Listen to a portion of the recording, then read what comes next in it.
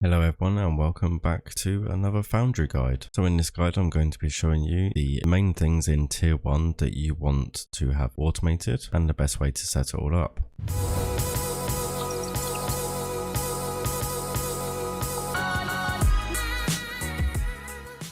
So let's start with the Technum side of things. So over at my Technum ore, I've got 4 miner drones and I have them linked up to 3 smelters at the moment. So we've got our first drone miner going into this smelter here, which is then converting the rods. I've got a storage container here just for the excess, and the other one is going into here on the assembler, which is linked up to another assembler over here on a xenoferrite, which is making machine parts, and that is converting everything into my science packs, which go over here to my research lab, which I just need to choose a new research. We're just going to go for the inventory, trying to get all these done just to have my research lab automated. So that's receiving science packs over here at the back end. So over here is my power plant. Got plenty of solar panels and plenty of batteries. I've probably got quite a bit of overkill over here, but it's better to be safe than sorry. And then my second Technum miner is going to this smelter over here, which is going into this assembler, which is creating a wire coils. The excess is then going into my storage chest over here, and the wire cores are going to this assembler over here, which my third miner is going into this smelter,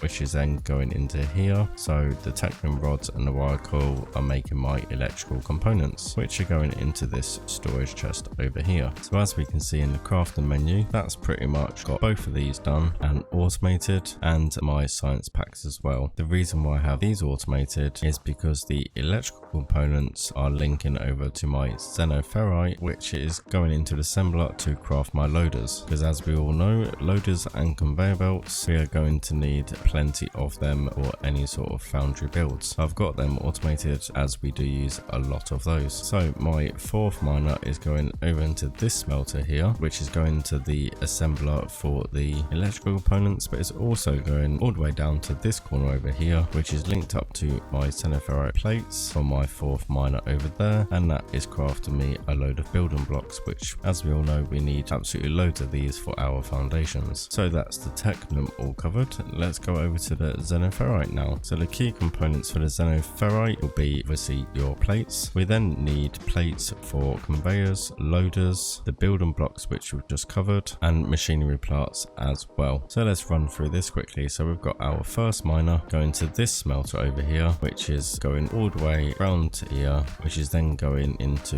this assembler over here, which is converting it into machinery parts, which will then be going into our science pack. And then we have our second miner, which is going into this smelter, converting it into plates, then into machinery parts, which are going into a storage chest here, which will then be coming all the way around to this assembler here. This assembler is the one that is connected to my electrical parts. So we've got xenoferrite plates, machinery parts, and electrical components, which are converting into loaders, which are in this storage chest here. So as you can see, after every assembler, I've got a storage chest, so I can just leave them stacking up so I can grab them whenever I need them. So we've got our third miner over here, which is going into this smelter along with the fourth, going to our building blocks. We have that coming into a storage chest here, which is currently empty because they're just coming straight out of here into this assembler, which is linked up to my machine part storage chest here, which is then converting into conveyor belts. And as you can see, we're stocking up nicely on the conveyor belts as well. So that, everyone, is pretty much what I recommend setting up your tier 1. This is what I would pretty much call tier 1 absolutely complete. There you go, everyone. Let me know what you think in the comments down below, or if there's anything you would add or not necessarily have. If you enjoyed this video of me explaining what I think is the best sort of tier 1 finale before you move on to tier 2, then hit that like button and make sure you hit that subscribe button too, so you don't miss any more content. Thank you all for watching. I'll see you in the next video.